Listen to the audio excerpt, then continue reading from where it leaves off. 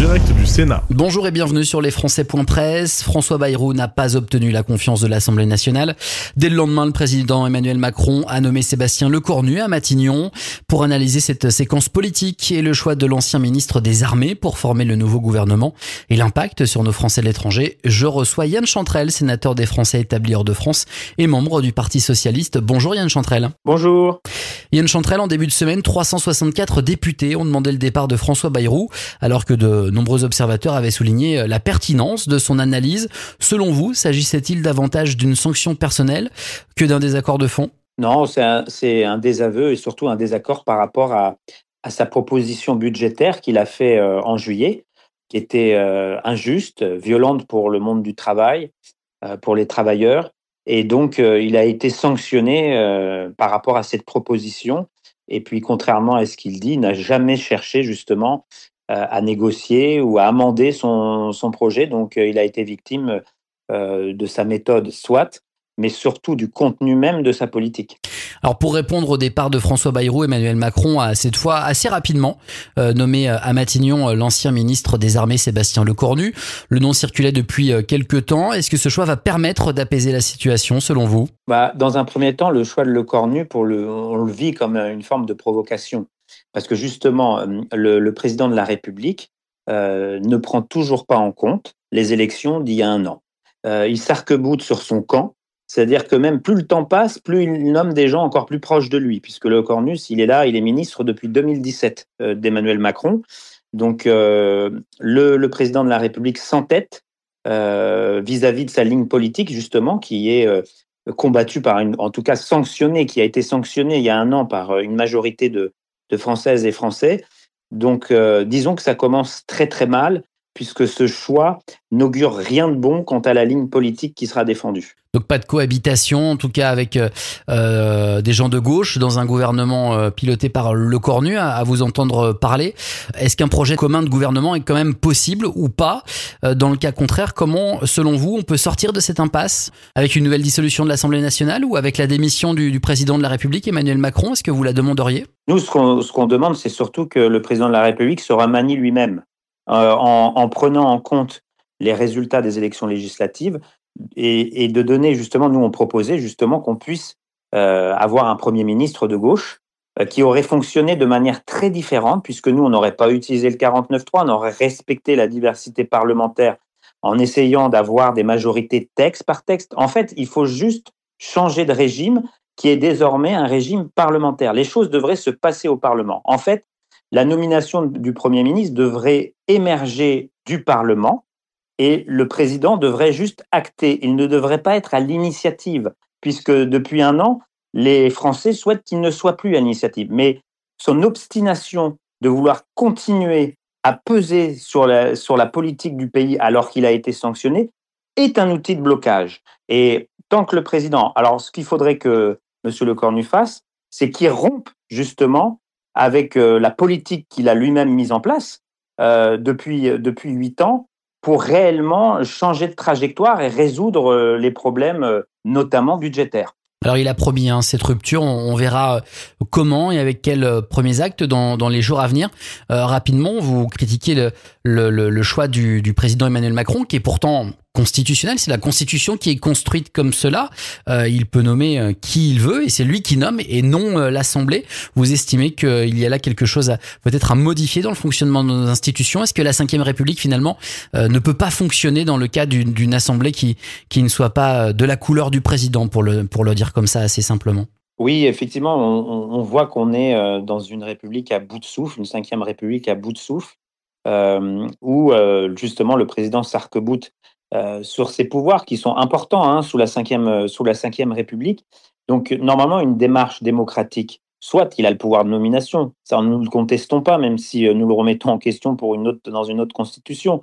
La Constitution lui donne ce pouvoir. Mais en tant que président de la République, il se doit de regarder la composition du Parlement et les résultats des élections et faire en fonction. C'est ce qui se passe dans toutes les démocraties parlementaires à travers le monde.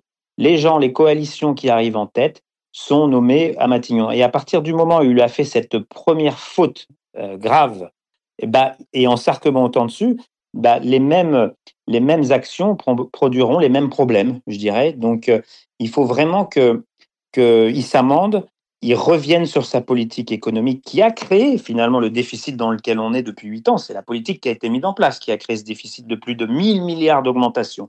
Donc, il faut à tout prix qu'il y ait un changement. Et ce changement ne peut pas être incarné par des personnes qui y ont participé pendant 8 ans et qui représentent un groupe qui est plus que minoritaire.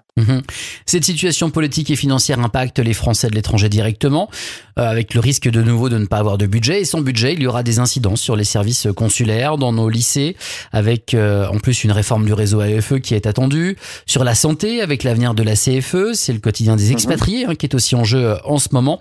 Yann Chantrel, comment répondre à cette inquiétude chez nos Français hors de France ? Alors après, la question, c'est pas de savoir s'il y aura un budget. Il y en a eu un l'année dernière, dans les difficultés qu'on connaît. C'est de surtout quel budget. Parce que le budget, justement, qui a été voté et qui est appliqué cette année, est un budget quand même de baisse assez drastique pour les Français de l'étranger, à travers le financement de l'enseignement français à l'étranger, de la CFE, des aides sociales. Et ça, faut une inversion complète, parce que pour corréler, moi, je dirais que la défense, il y a eu un effort particulier, via Monsieur Lecornu, d'ailleurs, ministre de la Défense, pour la défense. Mais il faudrait que ça soit corrélé avec un effort équivalent pour le ministère des Affaires étrangères, parce que réarmer notre défense, très bien, mais si ça n'est pas complété par un financement adéquat des affaires étrangères, je pense qu'on ne répond pas au problème. Donc, qui dit réarmement des affaires étrangères dit automatiquement, bien évidemment, aussi les politiques publiques qui sont à destination de nos compatriotes, qui eux également souffrent des crises diverses qui ont traversé la pandémie. Ils subissent encore les contre-coups via de l'inflation dans certains pays. Donc, on doit être à la hauteur et d'inverser ce qui a été fait, parce que le danger, s'il y a des nouvelles baisses budgétaires, là, on touche carrément à l'existence même de l'Agence de l'enseignement des Français de l'étranger. Par exemple, si ça baisse encore, va être remise en cause son mode de fonctionnement même. Et c'est la même chose pour la Caisse des Français de l'étranger. Donc, il est urgent d'avoir une inversion et un changement de politique également à ce niveau-là. On imagine donc que vous serez attentif aux noms qui seront annoncés sur le perron de l'Élysée concernant le Quai d'Orsay et puis le successeur aux armées de Sébastien Lecornu. Plus de moyens donc pour le Quai d'Orsay, c'est ce que vous voulez. Pourtant, les caisses sont vides et la notation de la France sur les marchés financiers va sans doute évoluer à la baisse. Très concrètement, que faire pour redresser les finances publiques ? Peut-on aussi s'attendre à une hausse des impôts touchant les Français de l'étranger ? Je pense notamment à la création d'un impôt universel. Ça, non, parce que nous, on est résolument contre tout type d'impôt universel ou sur la nationalité. Par contre, effectivement, il y a la possibilité d'avoir des recettes nouvelles sur les grandes fortunes, les patrimoines qui sont en France. On a proposé nous-mêmes la taxe Zuckman qui permet un impôt de seulement 2% pour ceux qui ont plus de 100 millions d'euros et qui est approuvé d'ailleurs, défendu par les Français à plus de 70%, quelle que soit leur tendance politique. Parce que si on veut résoudre le problème du déficit, il faut regarder justement ce qu'il a créé. Ce qu'il a créé, c'est qu'il y a eu justement pendant 8 ans des baisses drastiques d'impôts pour les plus riches. C'est à peu près 60 milliards par an qui a créé ce trou. Donc il faut, dans le même temps, augmenter les recettes, faire des économies, mais qui épargnent les travailleurs et les services publics. Nous, on a déposé un plan fin août, les socialistes, parce que nous, on va aller dans le débat budgétaire avec un plan déjà qui est déposé. On a 40 milliards qui est d'économies et de recettes nouvelles, notamment sur les grandes fortunes. Et de l'autre côté, on réduit le déficit, mais moins fortement que ce qui était proposé, c'est-à-dire 21 milliards au lieu de 44, sur la durée jusqu'à un plan de redressement jusqu'à 2032. Et l'autre moitié, les 20 milliards, c'est pour la relance. Parce qu'on a une crise du pouvoir d'achat aussi, de précarité dans notre pays, et il faut soutenir le pouvoir d'achat et également suspendre la réforme des retraites qui est très décriée, qui a été combattue et dont il y a une majorité à l'heure actuelle au Parlement pour revenir dessus. Donc on souhaite inverser la tendance, investir dans les services publics, dans le pouvoir d'achat des Français, réduire le déficit et que ça puisse être fait via des recettes nouvelles, notamment sur les grandes fortunes qui ont amassé énormément au cours des 8 dernières années, des centaines de milliards. Et je pense que ce redressement peut être vécu comme acceptable par les Français et les Françaises s'il est juste et qu'il est fait à proportion de ses moyens financiers et de son patrimoine. Un mot sur cette taxe Zuckman. Le président du Sénat, Gérard Larcher, disait il y a quelques heures sur une antenne nationale que c'était une mesure qui ne passerait pas le Conseil constitutionnel. C'est un élément de langage pour vous ? Oui, c'est un élément de langage et c'est assez ironique parce que la droite sénatoriale sous M. Larcher a passé son temps à défendre des lois sur l'immigration qui sont pour le coup inconstitutionnelles. Et ça ne leur a pas posé de problème pour les faire voter par le Parlement. Quand il s'agit de la taxation des plus grandes fortunes, ils trouvent cet argument qui est faux parce que ce qui est inconstitutionnel, c'est que si vous allez dans des prélèvements de 70-80%, on parle de 2%. On ne parle pas, et ce qui est inconstitutionnel, c'est l'inégalité devant l'impôt. Ça, c'est dans la Constitution, dans la Déclaration des droits de l'homme. C'est l'égalité. Mais l'égalité devant l'impôt, justement, elle n'est plus respectée puisque ceux qui ont le plus payent moins que la classe moyenne et les autres. Donc, le Conseil constitutionnel n'irait pas à l'encontre. Ça, c'est un faux argument. Et pour le faire, il n'a qu'à le voter. Il verra très bien que le Conseil constitutionnel n'irait pas à son encontre. Donc, c'est quand même un travail. C'est pas sorti de nulle part. Hein. C'est des dizaines de chercheurs, dont M. Zuckman, mais pas uniquement, qui ont travaillé pendant des années sur cette proposition. C'est quelque chose de solide, de sérieux et de soutenu aussi par la population. Donc, je pense qu'il faut aller de l'avant sur ce sujet-là parce que tout redressement, les Français ne feront pas d'efforts. Si on épargne toujours les mêmes, et c'est normal, ça ne sera pas accepté, ça ne sera pas juste socialement. Et pour terminer, Yan Chantrel, si une discussion s'opère sur un accord gouvernemental global, allez-vous œuvrer pour y intégrer le projet de loi sur les Français de l'étranger qui était prévu pour octobre-novembre prochain ? Oui, absolument. Je pense que c'est une nécessité de pouvoir avoir un texte effectivement sur les Français de l'étranger parce que nous-mêmes, on défend beaucoup de propositions de loi, d'amendements, lors des budgets notamment, mais en dehors aussi. Et je pense que c'est plutôt une bonne chose de pouvoir avoir un texte. Alors après, le nerf de la guerre, c'est qu'est-ce qu'il va y avoir dans ce texte. C'est ça qui est important. Hein. Il ne suffit pas de faire un texte pour faire un texte à la marge. On a parlé de sujets concernant la EFE, on a parlé de sujets pendant la Caisse des Français de l'étranger. Et ça, nous, ce qu'on défend, c'est par exemple une caisse de solidarité des Français de l'étranger et une agence de l'enseignement des Français de l'étranger qui soit un véritable service public et qui permette une accessibilité au niveau de l'offre éducative hors de France.